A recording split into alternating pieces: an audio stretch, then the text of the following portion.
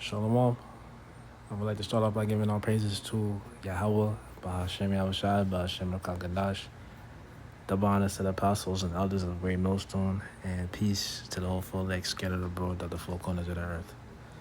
So this is a video that was sent to me by my brother. The title of it is The Cult of the West, How Trauma Becomes Doctrine. So I'm just going to play some of the audio from the video, and I'm going to chime in on it. Really, the West is a cult. I mean, I've said it before. The West, America, is a cult. I'm not being hyperbolic. This is why Americans specifically are immediately identifiable, no matter where they are.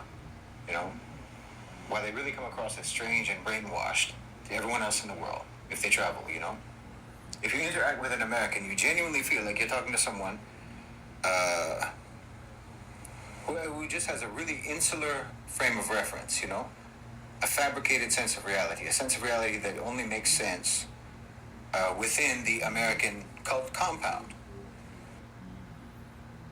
Yes, because people are caught up in the illusion of America. You know, the American dream, because just think, a lot of people come from all over the world to seek a better life in America. America's the great melting pot, right? And so people get caught up in the matrix, climbing up the social economic ladder, trying to get a career, buy a house, go to school, get a degree, things like that. And so it's always going to be embedded in people's mind that, you know, America is great, and if you're from America, that makes you better than everybody else. But in reality, if you come back down to earth, man, you see how stupid Americans are. Their mindset, their level of conversation, especially when you come into the knowledge of this truth, when your third eye is opened. And so oftentimes, when you come into this truth, you feel ostracized by society. You're an introvert. You don't really want to deal with people on a day-to-day basis like that, but naturally you have to. And so when you're enlightened, when your third eye is opened, you start to know why people are the way that they are, and you just deal with them accordingly. You understand? It's always a non-interaction interaction, you know what I mean? Like no actual communication takes place in those interactions. It's like they have a stencil, you know? Like they're looking through a stencil, they're looking through a filter, and everything that comes from them adheres to that stencil, and nothing that does not adhere to that stencil can reach them. That's programming. That's what that is. That's brainwashing, you know? A cult is never going to tell you that they're brainwashing you. So that's it on that video. I'm not even going to play any more of the clip. So as usual, I like to filter my thoughts through the scriptures. So let's get 2 Samuel 22 and 26 in the NIV. The Lord has rewarded me according to my righteousness, according to my cleanliness in his sight. Right? Because it is a reward when you receive this knowledge from the Most High. You know, the fact that you're an Israelite, the understanding of the prophecies of the Bible, also the understanding of the kingdom of heaven, which is going to be established on earth, who we really are, our true nationality. You know, that's a gift from the Most High. It's a reward, because he could have easily left us in the dark like everybody else, and we would be just like who? You see?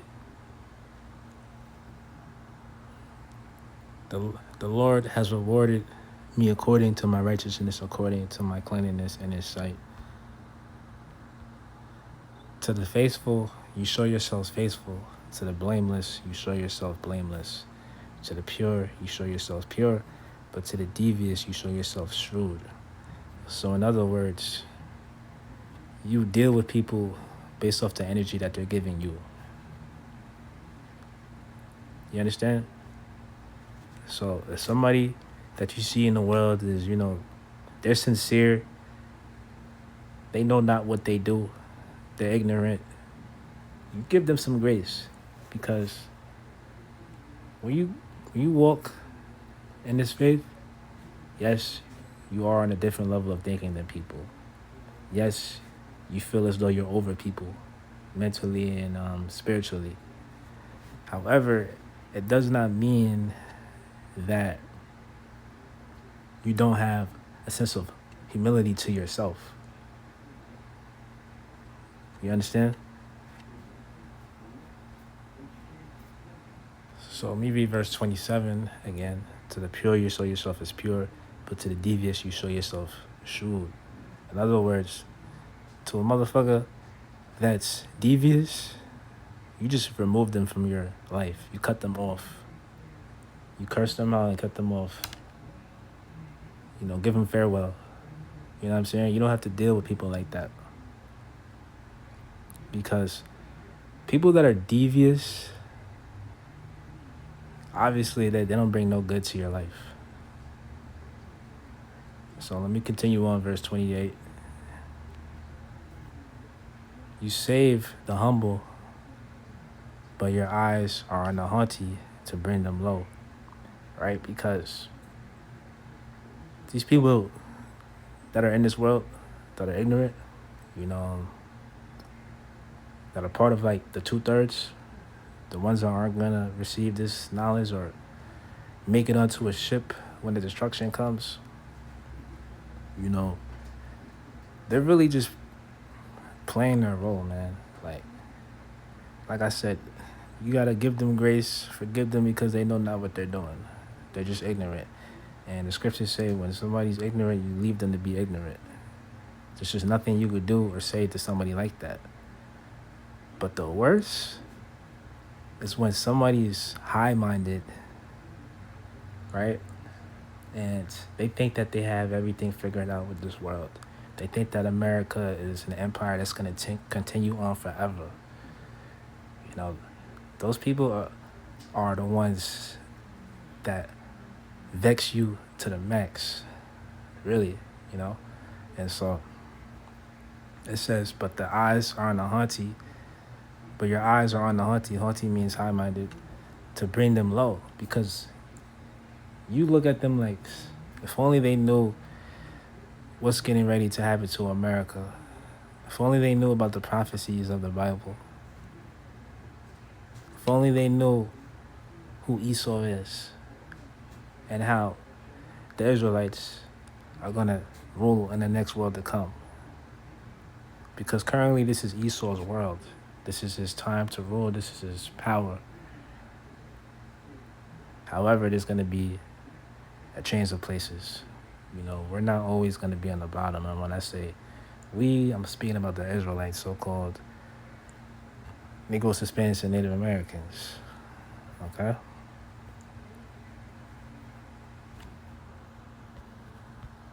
Next scripture. 2 Corinthians 4:16.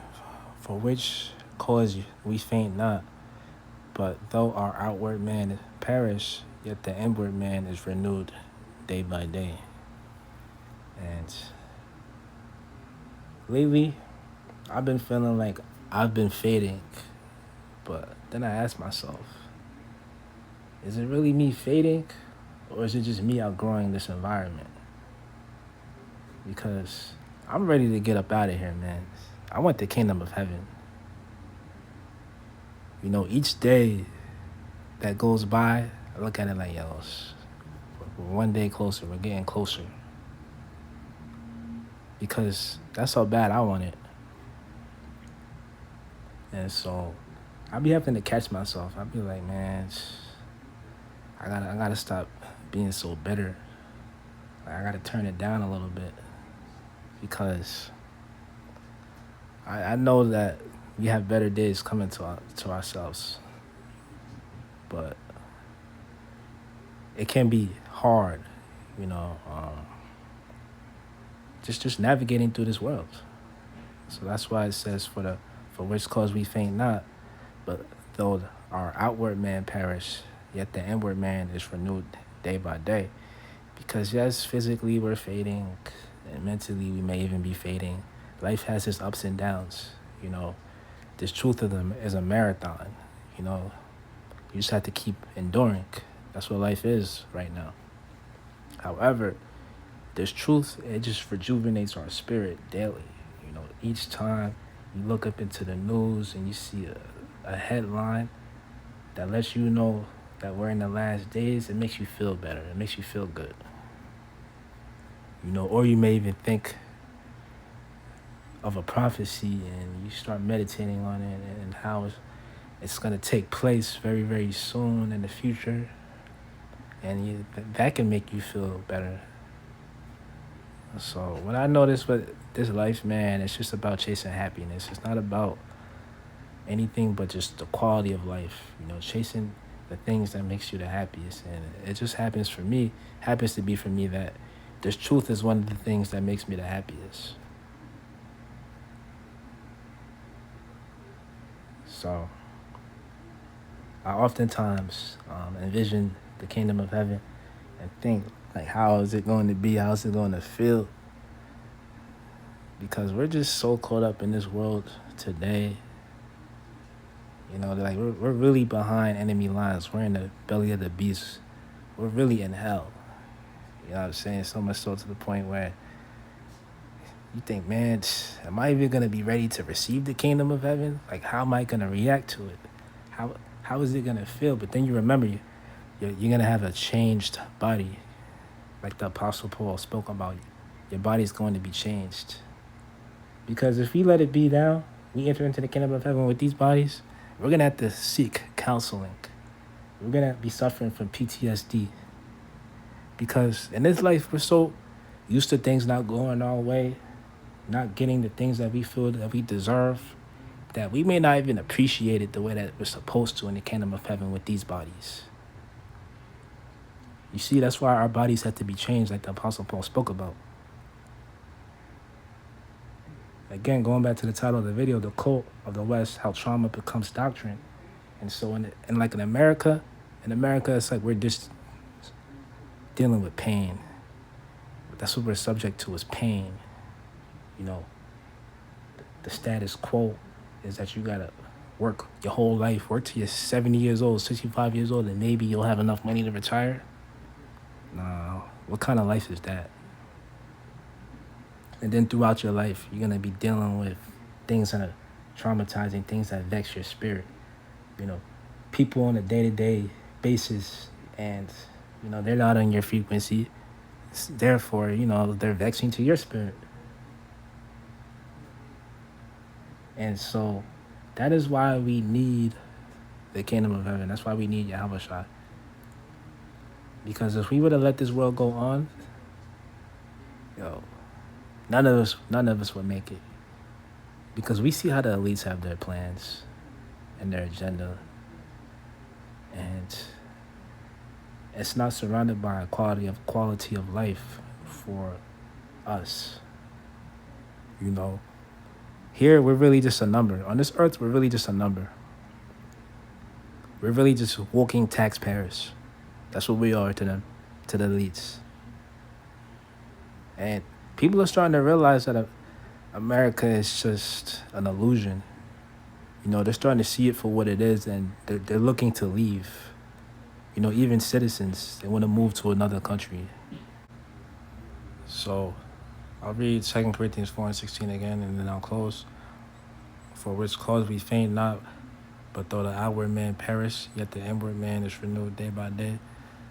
So brothers, and yes, even a few sisters, stay strong. Keep faith alive. Almost out of here. Shalom.